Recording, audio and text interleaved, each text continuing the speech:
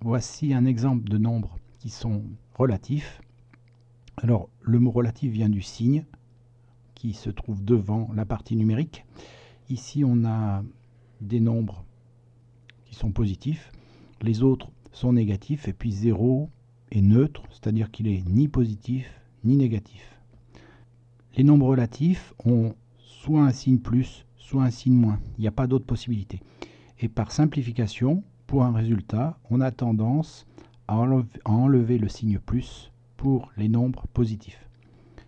Et on comprend très bien ce qui se passe. On voit bien qu'ici, c'est 3 plus 3 et pas moins 3. C'est un peu comme sur un thermomètre.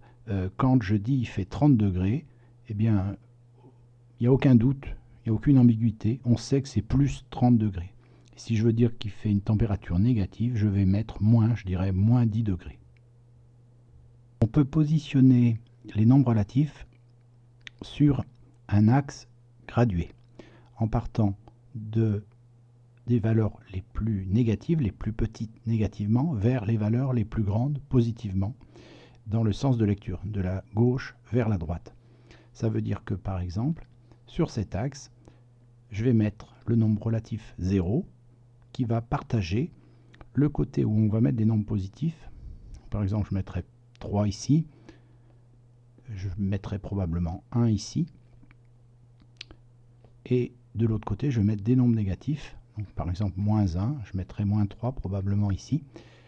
Et on voit bien ici que là, ce sont les nombres positifs. Et de l'autre côté, ils sont négatifs. Je m'intéresse maintenant à ce qu'on appelle la distance à 0.